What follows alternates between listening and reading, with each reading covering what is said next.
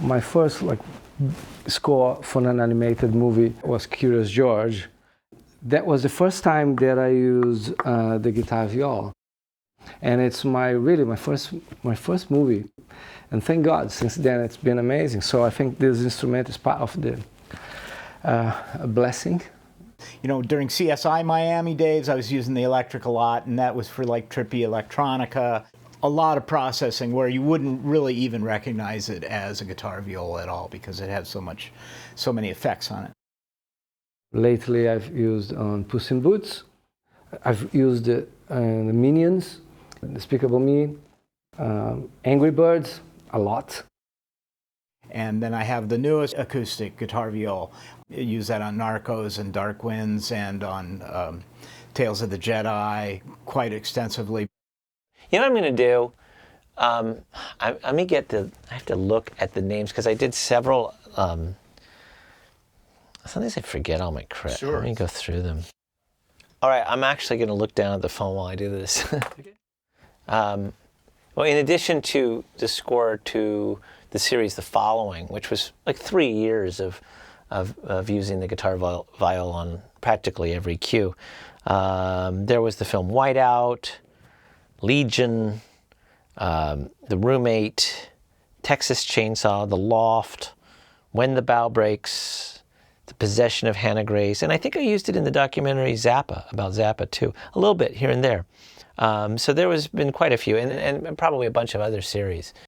I've never used the GuitarViol in Beavis and Butthead, but it's just never been an opportunity yet.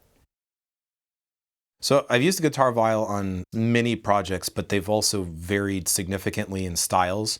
Marco Beltrami, who I work with a lot, he and I used it quite a bit in Twilight Zone, used it in a movie called Underwater together, Chaos Walking, a movie called Woman in Black. So it's definitely paying its rent. So I've used the GuitarViol on my own scores ever since I received it, and I've used it on, like, recently, the film Joyride, the documentary Underrated, the show Young Rock, the show Deadly Class, and the Netflix series The Brother's Son. And then when I was assisting Ludwig Göransson on his scores for Tenet or for The Mandalorian. I bought a GuitarViol, I think, back in mid-2000s, so I started using it back on CSI Miami back in the day with my buddy Kevin Kiner. We both had them, and now it's just become part of, it's one of the first things I go to in a lot of things, and in different contexts, but pretty much every cue I do has it in some way or another. In the last few years, I used it in the show called The Kaminsky Method on Netflix, which was in a more kind of plucky, introspective way.